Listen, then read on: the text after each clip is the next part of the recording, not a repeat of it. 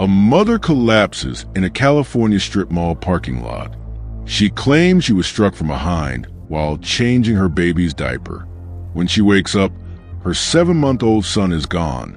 A desperate plea goes out. The community begins searching. News stations break into programming with alerts. Strangers volunteer. Parents cling to their own children a little tighter. And the nation asks the same question. Who would take a baby from his mother's arms in broad daylight? But behind those cries for help, detectives start noticing small cracks. A timeline that doesn't match. A detail that shifts. Tears that feel rehearsed. And slowly, what began as a story of abduction begins to look like something far darker, an unthinkable betrayal, not by strangers in the night, but by those meant to protect the child most. This is the tragic case of Baby Emmanuel Haro. August 14th, 2025, in Yucaipa, a suburban community about 70 miles east of Los Angeles. Families bustled through the Big Five sporting goods parking lot. Parents carried shopping bags. Kids trailed behind with summer boredom in their eyes. And cars slid in and out of spaces under the harsh sun. Among them was 41-year-old Rebecca Haro, who had pulled into the lot with her infant son, 7-month-old Emmanuel. She told deputies later that she had stopped there for a simple, ordinary task, changing her baby's diaper. Rebecca's account would soon shock everyone who heard it. According to her, while she was bent over the back seat tending to Emmanuel, she was suddenly struck from behind. She claimed she was knocked unconscious. When she awoke, Emmanuel was gone. The horror of that picture was almost cinematic. A vulnerable mother assaulted in public, her baby snatched in broad daylight, and a predator disappearing into the California sprawl. The public plea. Within hours, Rebecca was on camera. Tearfully, she begged for her baby's return. Her voice broke. Her eyes were wet, and she looked into the lenses of news crews with the kind of grief no parent should ever have to bear. "I just want my baby back," she said. "Please, if someone has him, please bring him home." The clip aired across Southern California. Viewers at home stopped in their tracks. Some cried, others whispered prayers. Volunteers began organizing searches. This wasn't just news. It was every parent's nightmare. But while the community rushed to help, investigators quietly began taking notes. Something about the story didn't add up. The first red flags. Detectives from the San Bernardino County Sheriff's Department immediately mobilized. Parking lots are filled with cameras. Strip malls are covered in surveillance. If a stranger had really struck Rebecca and vanished with her child, there would almost certainly be evidence. But when officers pulled surveillance video from the Big Five sporting goods parking lot, there was nothing. No shadowy figure. No van pulling away. No struggle caught on tape. What they did see was Rebecca arriving, spending time in the lot, and then reporting her story. But the alleged attack, the kidnapping, it wasn't there. Investigators gently pressed her for details. What exactly happened? Where was she standing? How did she fall? How long was she unconscious? But her answers shifted. Sometimes the timing was different. Sometimes the description changed. The more Rebecca spoke, the more inconsistencies piled up behind the camera. Meanwhile, Rebecca's husband, 32-year-old Jake Haro, stood by her side. Together, the couple portrayed themselves as devastated parents, begging, crying, demanding justice. But detectives already knew something about Jake. His name wasn't new in court records. In fact, buried in files only a few years old was a history of violence against children. In 2018, Jake had been convicted in a disturbing case involving his infant daughter from a previous relationship. Doctors had documented injuries so severe that one medical expert later said the child might not have survived without immediate treatment. She had brain hemorrhages, rib fractures, retinal bleeding, spinal injury, seizures, Jake's explanation? He claimed he had dropped the baby in the sink while bathing her. But doctors said the injuries were consistent with prolonged abuse, not an accident. That daughter, reports later revealed, survived but was left permanently disabled, confined to lifelong medical care. Jake was convicted. He pleaded guilty to child neglect. His sentence? Probation, not prison. A suspended punishment that now seemed like a haunting warning sign. The shift in the case. As August days turned to nights, hope began to dim. Authorities noticed the Haro's cooperation start to crumble. At first, Rebecca wept and pleaded, but soon, as deputies pressed harder, her willingness to answer questions seemed to fade. Jake, too, began clamming up. The couple who had been so loud in front of cameras grew strangely quiet when the only people in the room were detectives. Behind closed doors, officials began discussing a grim possibility.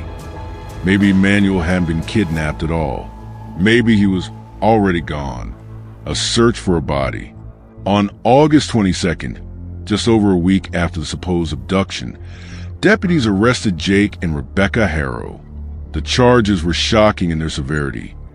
First-degree murder and filing a false police report. At that moment, the case transformed. What had been a desperate search for a missing child became a homicide investigation. Authorities announced they believed Emmanuel was dead. The search now wasn't for a baby to rescue. It was for a body to recover. Investigators spread across Riverside and San Bernardino counties, looking for any trace of Emmanuel. They searched fields, waterways, and back roads. But as of late August, his remains had not been found. Community outrage. The revelation shattered the community. People who had joined searches felt betrayed. Volunteers who had spent hours scouring neighborhoods were now grappling with the reality that the parents they had tried to comfort may have been the very people responsible.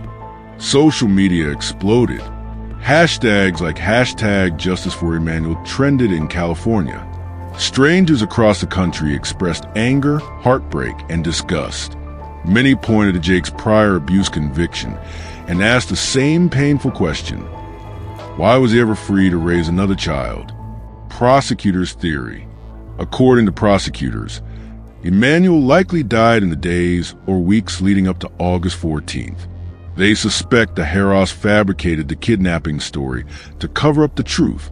The false report wasn't just a desperate act of grief. It was a calculated attempt to mislead investigators, to buy time, to create a story so dramatic that it would distract from their own culpability. But the evidence, prosecutors argue, tells a different story. A history of abuse, a pattern of neglect, and finally, the unthinkable murder. The investigation tightens. After the arrest of Jake and Rebecca Haro, detectives faced their hardest task: proving what really happened to baby Emmanuel without yet having his body. In homicide investigations, especially those involving infants, the absence of physical remains can make the case incredibly challenging. But prosecutors were confident, because Emmanuel's story was not standing alone. It was layered.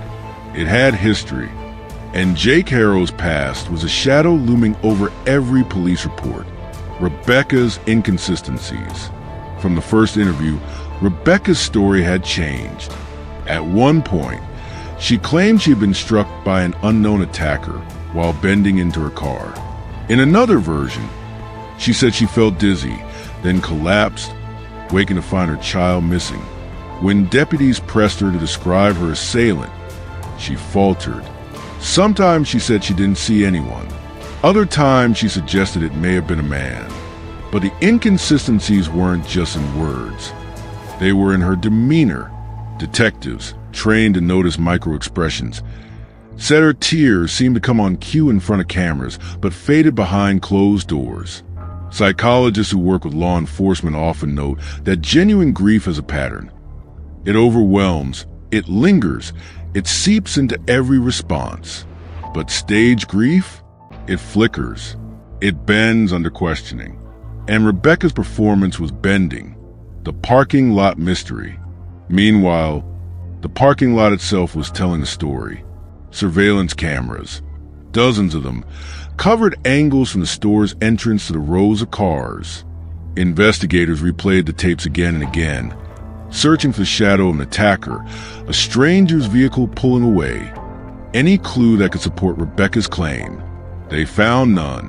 What they did see, however, was Rebecca arriving alone, walking normally, moving about without distress, and then eventually making the report. That absence of evidence began to feel, to detectives, like its own proof. The father's shadow, Jake Haro's past. While investigators pulled apart Rebecca's version of events, prosecutors dug deeper into Jake's background, and what they unearthed was disturbing. Back in 2018, when Jake was only 25 years old, he had been arrested in another child abuse case.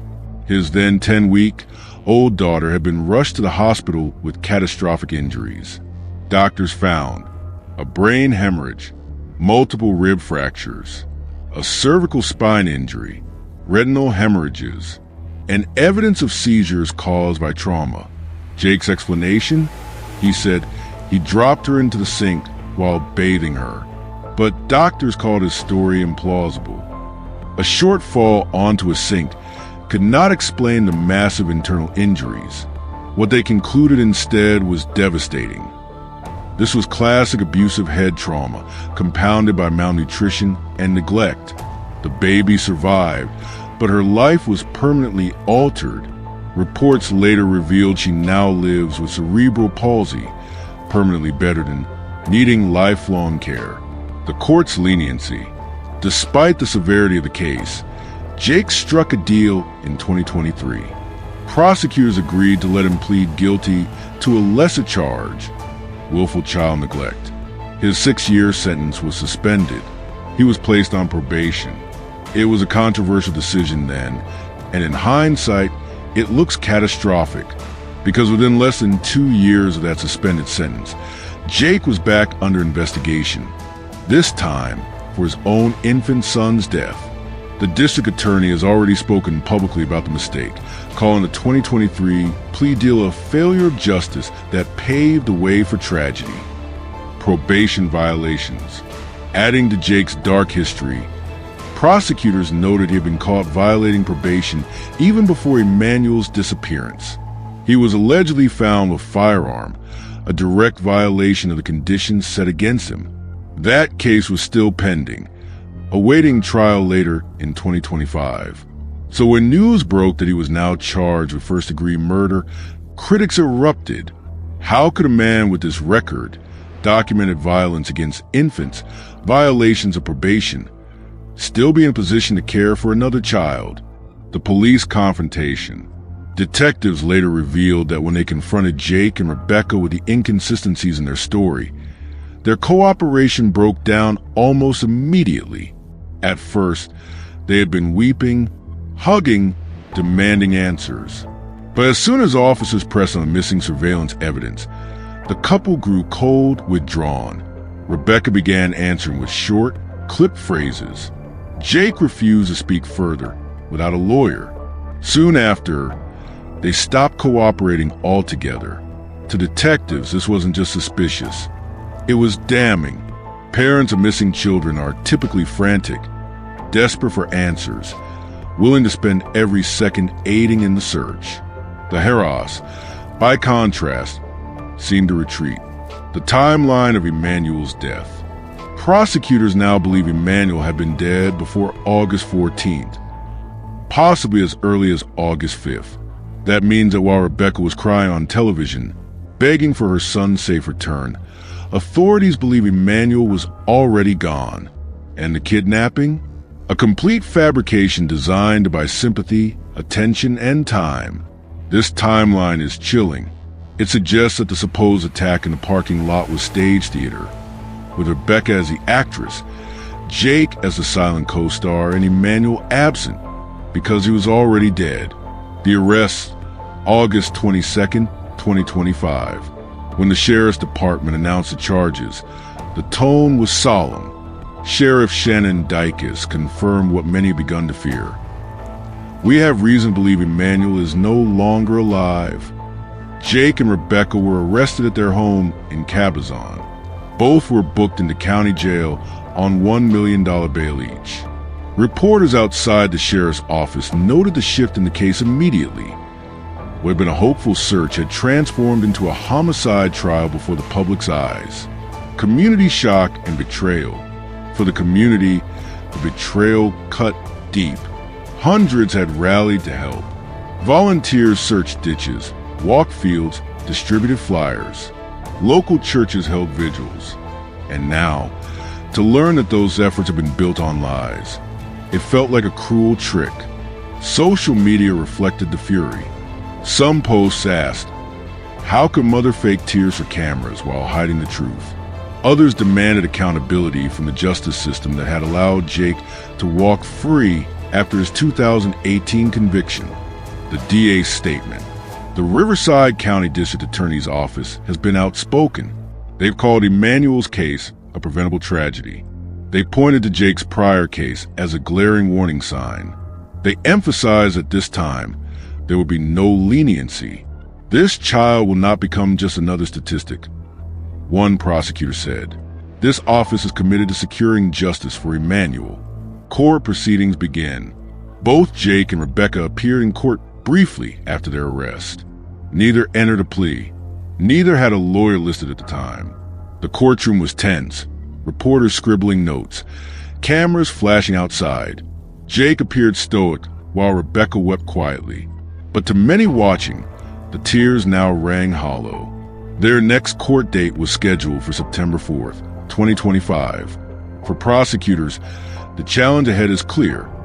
Prove murder without a body. For the defense, the challenge is steeper. Explain away the inconsistencies, the prior history, the mounting circumstantial evidence. The search continues. Meanwhile, teams of deputies and volunteers continue searching for Emmanuel's remains. Rivers are dredged, landfills examined, remote fields combed. Dogs trained in cadaver detection are deployed. Every day that passes makes the task harder, but investigators are determined. As one official put it, we want to bring Emmanuel home, not just for justice, but for closure. The public reaction. Across California and beyond, Emmanuel's story has become a flashpoint.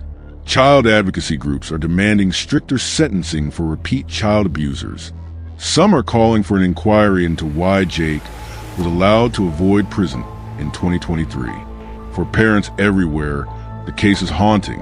The thought that a baby could be harmed not by strangers, but by those meant to protect him, is almost unbearable.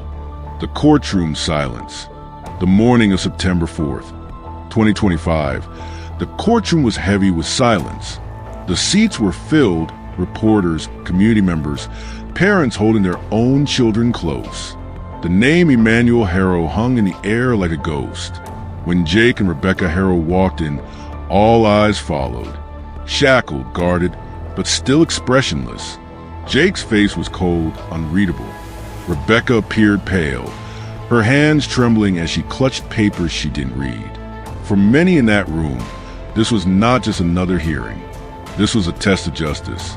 Could a system that once failed to punish Jake now rise to deliver the truth for Emmanuel? The charges laid bare. The district attorney stood, voice steady, and recited the charges. First-degree murder, false police report, and the possibility of further charges as the investigation continued. Each word echoed, landing like hammer blows. And then came the most chilling statement of all. Ladies and gentlemen, we have reason to believe that Emmanuel Haro is deceased. His body has not been recovered, but the evidence shows beyond doubt that this child's life was taken by his own parents. Gasps filled the courtroom. Some shook their heads in disbelief. Others wept silently. Defense without a story. Jake and Rebecca had no defense attorneys listed. Public defenders were appointed, but they asked for more time to review the mountain of evidence. Surveillance footage, prior court records, medical reports, inconsistencies in Rebecca's statements. But the question that hung in the air was simple. What story could they possibly tell? Could they argue that Emmanuel was kidnapped after all? Then why did the cameras show nothing? Could they claim an accident? Then why stage the kidnapping? And most damning of all, how could they explain Jake's past? The prosecution strategy. Prosecutors prepared a narrative, and it was chilling in its simplicity. Emmanuel was already dead before August 14th. Rebecca staged a kidnapping with Jake's cooperation. Their tears and pleas were lies designed to hide the truth. Jake's violent history showed this was no accident, but a pattern. Without a body, they leaned heavily on circumstantial evidence. But in cases like this, circumstantial evidence can be powerful because it shows not just what happened in one moment, but the pattern of behavior leading up to tragedy, the emotional weight of the past. The prosecution had one more card to play, the testimony of medical experts from Jake's 2018 case. Doctors were prepared to explain, again, how Jake's daughter suffered catastrophic injuries under his care. Injuries that mirror classic child abuse, not accidents. One doctor's line from the old arrest warrant was set to become a haunting refrain in this new trial. The history of a short fall onto the kitchen sink does not explain her extensive and severe head trauma or her multiple bilateral rib fractures. Now, the implication was clear. If Jake could harm one child, why would anyone doubt he harmed another? The public outrage. Outside the courthouse, the anger was growing louder. Protesters held signs reading, "Justice for Emmanuel. Protect our children, not their abusers." The system failed once. Don't let it fail again. Online, hashtags trended. Hashtag Justice for Emmanuel and hashtag Never Again. Parents shared Emmanuel's photo, some even printing it on shirts for community walks. The outrage wasn't just about this one baby. It was about a system that allowed Jake to avoid prison in 2023, only to be back in headlines on even more horrifying crime in 2025. The question of Rebecca.